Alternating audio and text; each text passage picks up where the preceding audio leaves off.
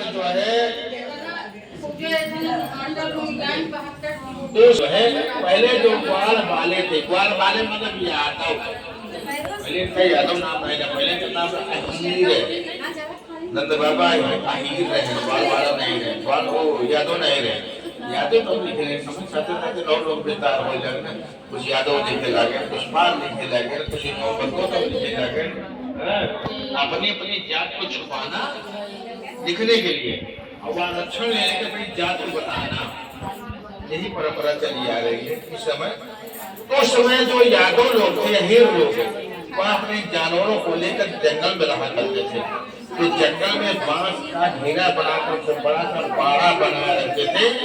दिन भर उस बाड़े से बाहर निकालकर जंगल में चराते, नदी और झरने का जल पिलाते और शाम को बाड़ी में लाकर बारी भर से धोते, धोकर उसके उनके घर वाले जाते तो उनको रोटी लेकर जाते, रोटी उनको देते, थोड़ा दूध जो है बचाकर उसे रोटी से दूध मिलाकर जो लोग खाते वहीं पर रहते, और यह लोग दूध लेकर चले आते, उसी दूध से घी, दूध, दही, मक्खन बनाते और बाजार में ले जा करते थे। यही इनकी प्रक्रिया थी।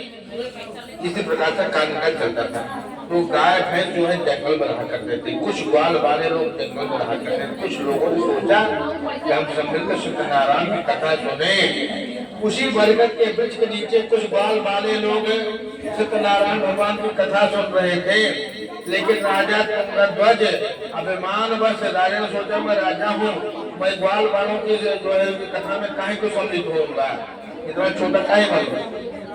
भगवान के सामने कोई छोटा ना कोई बड़ा, तो कोई दोस्त ना कोई दुश्मन। अगर दुश्मन की कथा हो रही हो, संदोष समुष मार्ग से गुजर रहे हो, कथा का समापन हो गया हो, प्रसाद बन रहा हो, तो प्रसाद लेना चाहिए, उधर कर लेना चाहिए, रुक कर लेना चाहिए, चाहे कोई दे चाहे न दे, प्रसाद को लेना चाहिए। अगर हमको सत्यनारायण कथा सुनते हुए कहीं सुनाई पड़ जाए होते हुए, तो हमको सर झुकाकर प्रणाम करना चाहिए, चाहे जिसके यहाँ हो रहा हो, चाहे वहां तक पहुंचे न पहुंचे, वो से प्रणाम करें। भगवान से हमारी कोई भगवान सभी के लिए कही है, वो जवार के लिए भी है, ब्राह्मण के लिए भी है, शूद्रों के लिए भी सबके लिए है, उनसे कौन सा है। इस प्रकार से राजा तुंगध्वज न तो राम भगवान को प्रणाम किया, न तो वहां पर गया। और जब कथा समाप्त हो गई तो ग्वाल वाले राजा को प्रसाद देना चाहा, लेकिन राजा अभिमानवश उस प्रसाद को लिया नहीं। तब ग्वाल वालों ने प्रसाद को वहीं रख दिया, चाहिए वहीं रख दिया। तब ग्वाल वाले जाकर जय जयकार करने लगे, प्रसाद खाने लगे, लेकिन राजा उस प्रसाद को उठाया तक नहीं, वही उसको छोड़कर घर पे बैठा, अपने महल को वापस आ गया। रात में खा पी सोया तो भगवान सत्यनारायण स्वप्न में प्रकट हो गए और उससे कहा कि राजा चंद्र जो है तुंगध्वज, तुम्हें अपने धन का मान का अभिमान हो गया है, अहंकार हो गया है, मैं तुम्हें नष्ट करके दंड बना दूंगा। उसने भगवान से क्षमा प्रार्थना किया और सुबह अपने सब दरबारियों को समुद्र को इकट्ठा करके उसी बरगद के वृक्ष के नीचे आया। उसने सबको इकट्ठा करके ग्वाल वालों को उसने सत्यनारायण की कथा सुनी, सब लोगों ने मिलकर प्रसाद खाया। उसके बाद भगवान का भजन कीर्तन किया, शाम को भंडारा हुआ, सब लोगों ने भोजन किया। उसके बाद भगवान के जय जयकार करते हुए सब लोग अपने घर को प्रस्थान किए। जब राजा अपने महल में लौट कर आया, खा पीकर सोया, तो रात में भगवान सत्यनारायण उसको दर्शन दिया और सत्यनारायण ने कहा कि जाओ तुम्हारे इस कार्य से मैं प्रसन्न हो गया हूँ, इसलिए तुम्हारा कल्याण हो। इस प्रकार से जो भी व्यक्ति भगवान के प्रति प्रेम रखता है, अगर वह गरीब है तो अमीर हो जाता है धीरे धीरे करके। भाई जो अमीर नहीं होते अपने कर्म में बरकत हुई, आपको कर्म करने की प्रेरणा मिलेगी भगवान से, धन में बरकत होगी। अमीर होने का रास्ता यही है भगवान के द्वारा। कोई से चाहे जो 2 नंबर कमाएगा आप अमीर हो, जो अलग बात है। तो जो गरीब है उसकी गरीबी खत्म हो जाती है, जो डर रहा हो उसका डर खत्म हो जाता है, जो संकट में पड़ा उसकी संकट की समाप्ति हो जाती है, जो भी भगवान के प्रति प्रेम रखता है। अगले जन्म में जो सुदामा और सदानंद नाम के ब्राह्मण को ज्यादा करते, दूसरे जन्म में सुदामा नाम के ब्राह्मण हो गए। और जो लकड़हारा मुझसे उपदेश पाकर भगवान सत्यनारायण का भक्त हुआ था, लकड़ी बेचने वाला लकड़हारा, दूसरे जन्म में सिंहमेरपुर का राजा निषाद राज हुआ। जो भगवान राम का परम मित्र था, और वन जाते समय उनका आतिथ्य करके और वन से लौट कर आते समय हमेशा उनके साथ रहा। उनकी कृपा से उसका भी बेड़ा पार हो गया, उद्धार हो गया। और जो ऋतम राजा था, जो नदी के किनारे भगवान अपनी पत्नी के साथ संतान के लिए सत्यनारायण का पूजन कर रहा था, जो साधु बनिया को उपदेश दिया था, वह ऋतम राजा दूसरे जन्म में महाराज दशरथ हुए, जिनके भगवान ने जन्म लिया और जो भगवान रघुनाथ का पूजन करके जिनका भगवान की कृपा से कल्याण हो गया। और जो तुंगद राजा था, वह दूसरे जन्म में महाराज मनु हुआ। हम जो जितने भी हिंदू हैं, जितने भी हिंदू हैं, इसमें चाहे ब्राह्मणों, चाहे क्षत्रियों, चाहे वैष्णव, चाहे शूद्र, हिंदू, उन हिंदुओं की आदि पिता मनु महाराज, आदि माता शत्रुपा। जैसे मुसलमान कहते हैं हमारे पिता आदम, माता हव्वा, आदम हव्वा। अब बताइए 15वीं शताब्दी, 14वीं शताब्दी, मोहम्मद पैगंबर साहब उस समय 50 साल के हो गए थे और इतने गरीब थे कि जो है जंगल में बकरी चराया करता था। बकरी चराते थे, जाकर विश्राम करते, बकरियां वहीं चरती। अब वहीं से कहते कि देवदूत आए, हमको उपदेश दिया, उसी के साथ इस्लाम धर्म का दखल किया, पथ प्रदर्शन किया। हो सकता है तब 14वीं शताब्दी में सृष्टि होगी, बनी है सृष्टि बना निकाल से। इसलिए हमारे प्रथम पिता मनु महाराज, प्रथम माता शत्रुपा, यह सनातन धर्म के प्रथम माता पिता हैं। इन्हीं से सारे धर्मों का संचालन हुआ है, चाहे वह इस्लाम हो, बौद्ध हो, पारसी हो, जैन हो, ईसाई हो, कोई भी धर्म हो। यह धर्म जो है, जो हिंदू सनातन धर्म है, यह सनातन है, इसलिए जब से तन है तब से यह सनातन। इस धर्म का नहीं आदि है, नहीं अंत है, कोई तारीख नहीं बता सकता कब से आया है, कुछ नहीं। इसी धर्मों से तमाम शाखाएं। इसलिए आदि माता, पूरे संसार के आदि पिता माता मनु महाराज शत्रुपा है। तो तुंगद राजा मनु महाराज हुआ, उनकी पत्नी शत्रुपा, इसी से हिंदू धर्म का विस्तार हुआ। और जो साधु नाम का बन गया था, वह दूसरे जन्म में मोरध्वज नाम का राजा हुआ। उसको कोई संतान नहीं होती, उस जन्म में संतान नहीं हो रही थी, जन्म में संतान नहीं हो रही थी, पर आदम को हर जन्म में साथ रहता है ना। तो दूसरे जन्म में साधु बन गया और उसकी पत्नी, दोनों ने घोर तपस्या किया। उस तपस्या के परिणाम से भगवत कृपा से उसको एक संतान मिली, काम। भगवान श्री कृष्ण ने कहा कि भगवान इस समय संसार में मैं ही आपका परम भक्त हूं। भगवान कृष्ण ने कहा क्यों? उसने तो अर्जुन ने कहा भगवान आप मेरे साथी बने थे महाभारत युद्ध में, भाई आप हमने कहा था ना कि हमारी एक तरफ 18 अक्षौहिणी नारायण सेना, एक तरफ मैं अकेला हूँ, आपको जो लेना बताइए। तो दुर्योधन बोल चला मुझे 18 अक्षौहिणी सेना चाहिए, नारायण सेना से चलेगी। और आपने कहा कि आप मुझे आप चाहिए, तो हमने आपसे बताया था कि हम महाभारत युद्ध में शस्त्र नहीं ग्रहण करेंगे। तो आपने कहा उठाएंगे तो हमारे साथी बन जाएंगे, आपका साथी बन गया। तो अर्जुन ने कहा भगवान आपने हमको गीता को दे दिया था। तो भगवान ने कहा ठीक है, तुमने गीता सुनी तो हमारे माध्यम बने, इससे पूरे संसार का लाभ हुआ।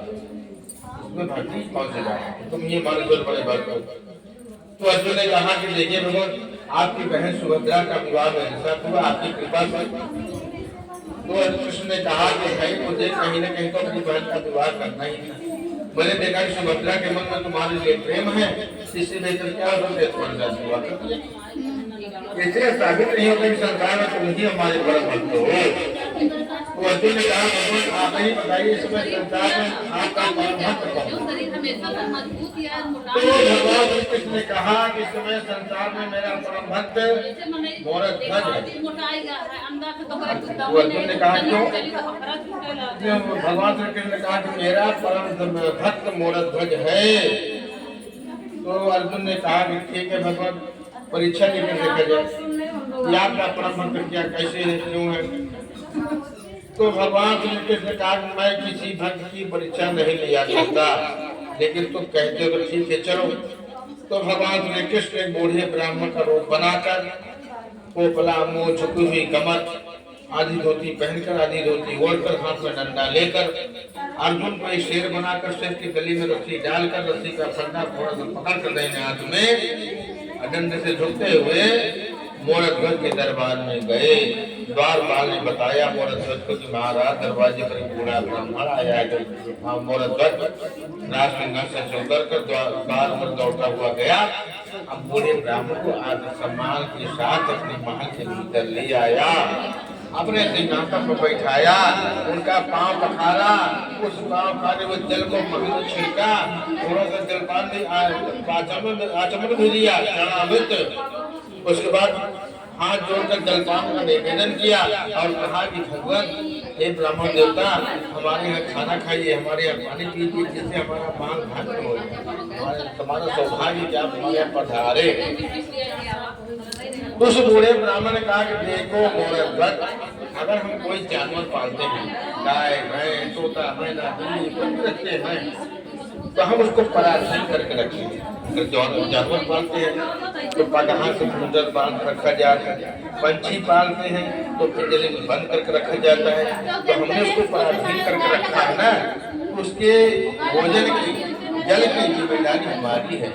उसको समय से चारा दें, समय से पानी दें, समय से खाना खिलाएं, उसके बाद हमको नहाना खाना चाहिए। अगर ऐसे नहीं करते तो हम पाप के भागीदार बनते हैं। पशु पीड़ा दरिद्रता, इसके दरवाजे पर पशु जो है पीड़ित है, उसको समय से जल नहीं मिलता, समय से चारा नहीं मिलता, उससे जो है उसके घर में दरिद्रता का वास हो जाता है।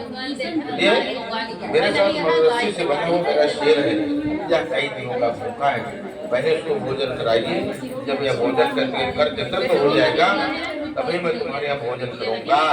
तो राजा ने कहा, राजा मोरध्वज ने कहा, भगवान कौन सी बड़ी बात है, बताइए आपका शेर क्या खाएगा।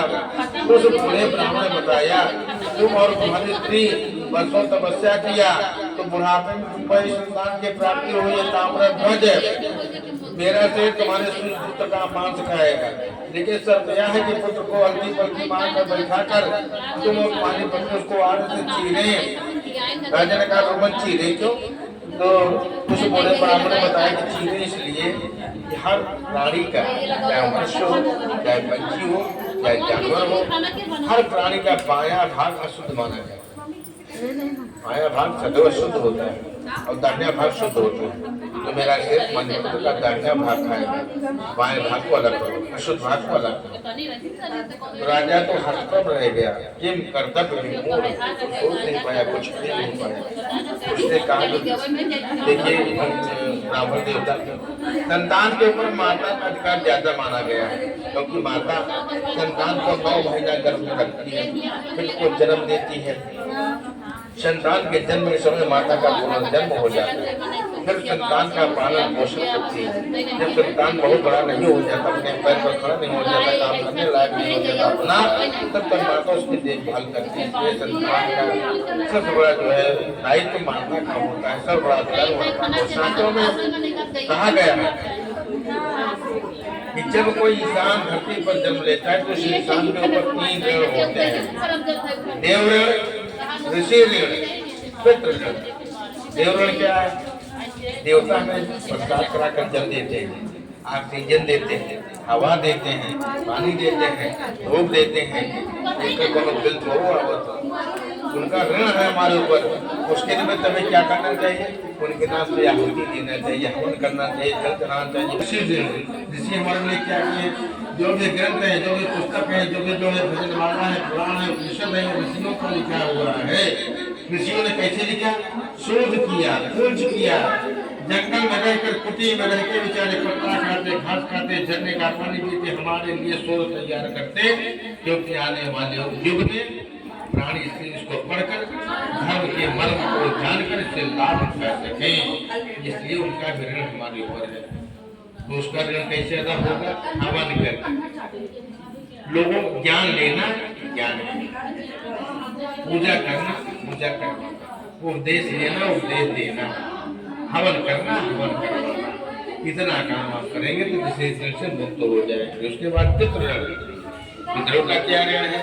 अरे हमारे खानदान में एक आदमी जब पैदा हुआ था तो उसने सोचा था कि हमारा खानदान बढ़े, हमारा वंश बढ़े, इसलिए अपने वंश को सुखी करने के लिए खेत बाड़ी रुपया पैसा तो कुछ बेचारा उसने दुख उठाया, लेकिन हमारे लिए सब सुख करता। उसी धन को मांझी अपनी संपत्ति मान कर सोने नहीं समा रहे।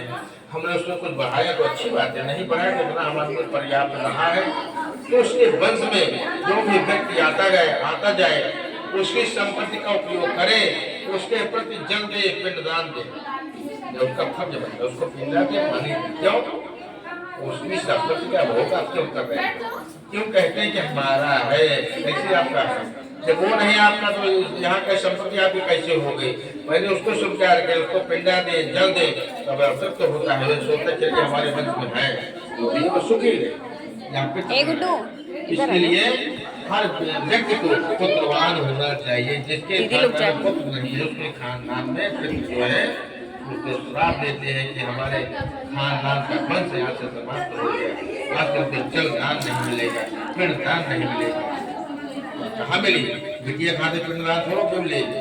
इसलिए पूर्वजों के निमित्त जलदान पिंडदान करने वाला पुत्र हमेशा संसार में उस वंश में पैदा होता रहे, इससे हमारे पितरों का ऋण समाप्त हो जाता है। लेकिन माता का ऋण समाप्त होने का कोई फायदा नहीं। माता कितनी सेवा करें कि माता प्रेम के साथ स्वयं जो है पितरों कर भेज जाओ पुत्र तो हमारे दूध के ऋण से मुक्त हो जाए, ऐसा कहें है। ऐसा कहकर जो है राजा मोरध्वज अंतःपुर में गया, अपनी पत्नी को सारी बात बताया कि एक बुरे ब्राह्मण हमारे महल में आए, अगर वह जल पीते हैं, जलपान करते हैं हमारे यहाँ, तो हमारा धर्म है, लेकिन उनको जलपान कराना है तो पुत्र का बलिदान देना पड़ेगा। या पुत्र को बचाओ या धर्म को बचाओ, बताइए। वही धर्म संकट है। तो उसका पुत्र ताम्रध्वज वहीं पर था, उसने खुद बताया पिता धर्म को बचाइए, पुत्र को नहीं। अरे पता नहीं कितने जन्म में आप मेरे पिता हैं, मैं आपका पुत्र हूँ, पता नहीं कितनी बार मैं आपका पिता हूँ, आप मेरे पुत्र हैं। यह संसार में कई बार बार जन्म लेना है, बार बार आना जाना है, लेकिन यहाँ पर जो संबंध है सारे संबंध यही मिलते हैं, यही छूट भी जाते हैं। न कोई किसी का पुत्र, न कोई किसी की पुत्री, न कोई किसी की पत्नी, न कोई किसी की माता, न कोई किसी का पिता, कुछ भी साथ में नहीं आया है न साथ में जाएगा। यह सारे संबंध यहीं पर प्राप्त होते हैं और यहीं पर छूट भी जाते हैं। साथ जाता है क्या है? अपना धर्म, अपना कर्म। इसलिए कर्म को ऊंचा रखें, धर्म को ऊंचा रखें, अपने पुण्य को संचित करें, इसी के द्वारा आपका कल्याण होगा, यहाँ भी वहाँ हर जगह सुख मिलेगा। ये अपने धर्म को बचाइए, वरना हमको नहीं। राजा के लड़का राजसभा में आया, अलथी पलथी मारकर बैठ गया, अपने माता पिता से कहा कि हमारे चेहरे इस तरह करके लड़की की माँ में से आंसू आ गया। तो भगवान श्री कृष्ण को बूढ़े ब्राह्मण ने कहा, देखो मोरध्वज तुम्हारा लड़का रो रहा है, उसको मारे जाने का, काटे जाने का भय है, अब इसका मांस मेरा सिर नहीं खाएगा। तो लड़के ने कहा, प्रभु आप ध्यान से देखिए, मेरी बाईं आंख से आंसू आ रहा है, दाहिनी आंख से नहीं आ रहा है। क्यों? दाहिना भाग मेरा प्रफुल्लित है, यह उतना पुण्यकारक है, यह परोपकार में आ जाएगा। इसका भाग कितना अच्छा है, और बायां भाग कितना अशुभ है, कितना पापिष्ट है। इसको काट कर अलग करके फेंक दिया जाएगा। इसको चीज लोग कुत्ते नोच नोच कर खाएंगे, या सोच कर मेरी बाईं आंख से आंसू आ रही है और दाहिनी आंख बिल्कुल प्रसन्न है। कहने से भगवान प्रसन्न हो गए, प्रकट हो गए, आर्य को थाम लिया, लड़की को ठीक कर दिया। सबने भगवान श्री कृष्ण को पहचान लिया और सबने भगवान को प्रणाम किया, भगवान के नाम की जय जयकार की। भगवान ने अर्जुन को शेर से अर्जुन बना दिया और कहा, देखा अर्जुन, मैं तुमसे कहता रहना कि संसार विश्व मेरा सबसे बड़ा था भक्त मोरध्वज है, जो अपने पुत्र का बलिदान करने के लिए तैयार हो गया धर्म के लिए। इतना कोई नहीं कर पाता, कोई अपने पुत्र का बलिदान नहीं करेगा। तो श्री कृष्ण भगवान ने मोरध्वज से कहा, मोरध्वज मैं तुम्हारी धर्महीनता से, धर्म के प्रति आस्था से प्रसन्न हो गया, क्या चाहिए वरदान मांगो। तो मोरध्वज ने कहा, भगवान आपका दर्शन ही वरदान है, आपका दर्शन पाने के बाद कभी दुर्लभ नहीं होता, इसलिए जो नहीं चाहिए वह सब मिल गया मुझे। लेकिन आप मुझ पर प्रसन्न है, कुछ देना चाहते हैं, मुझे 2 वरदान दीजिए। पहला तो यह, किसी भक्त की कभी भी इस प्रकार की परीक्षा नहीं होनी चाहिए, इससे उपहास होगा महाराज। कोई मेरे जैसा भक्त नहीं होगा जो अपने संतान का बलिदान देना चाहे, इसलिए आपकी हंसी होगी, भैया नहीं चाहिए। इसलिए आप मुझे वचन दीजिए किसी भक्त की संतान की का बलिदान जैसा जो है परीक्षा दोबारा नहीं होनी चाहिए। खास तो उसके बाद संसार में कभी संतान का बलिदान देने वाला परीक्षा नहीं लिया गया। उसके बाद भगवान ने कहा दूसरा तो मोड़ो कहा भगवान मैं इस जन्म उस जन्म में क्या था मुझे याद नहीं, इस जन्म में मोड़ ध्वज हूँ, फिर अगला जन्म होगा बनने के बाद उस जन्म में क्या होगा इसका पता नहीं। इस प्रकार से जन्म पे जन्म होते जाएंगे, पता नहीं किस योन में रहूंगा, लेकिन जहाँ भी रहूँ जिस जन्म में रहूँ जिस योन में रहूँ हमेशा आपका भक्त है। ऐसा मुझे वरदान दीजिए कि आपका स्मरण हमेशा रहे, आपकी भक्ति मुझे हमेशा प्राप्त होती रहे और मैं आपका भक्त हमेशा बना रहूं। भगवान श्री कृष्ण का तथास्तु। इस प्रकार से जो भी व्यक्ति भगवान के प्रति सच्चे मन श्रद्धा के साथ, विश्वास के साथ, प्रेम के साथ, भक्ति के साथ जो उनमें श्रद्धा का भाव रखता है, अनुराग का भाव रखता है, भक्ति का भाव रखता है, प्रेम करता है, भगवान निश्चित रूप से उसका कल्याण करते हैं। भगवान से प्रेम का नहीं, प्रेम है कहता से मकान नहीं हो जाए, ओकर कैसे ले ली, एकर कैसे समेट ली, वो कैसे खा ले देगा, वो कैसे जी ले देगा, ऐसा सोचने से कोई मतलब नहीं है। ऐसा सोचकर आप क्या करेंगे, कुछ नहीं कर पाएंगे, अपने दिमाग को खराब करेंगे। बस कुछ मत सोचिए, या सोचिए कि जो कुछ हमको भगवान ने दिया है बहुत दिया है, अगर मेरे भाग्य में होगा तो और मिलेगा। मुझको सिर्फ भगवान की भक्ति करनी है, मुझे प्राप्त क्या करना है भगवान को, जिसके लिए हम संसार में आए हैं। बाकी सब यही छूट जाएंगे, कोई साथ नहीं जाएगा। जाएगा क्या? परमात्मा का नाम। इसलिए भगवान का स्मरण करें, भगवान का भजन करें, भगवान की भक्ति करें, भगवान से प्रेम करें, निश्चित रूप से आपका कल्याण होगा। इति श्री स्कंद पुराण खंड श्री सत्यनारायण कथायां पंचमो अध्यायः। बोलिए श्री वृंदावन में हरिनाम जय। हवन शंकर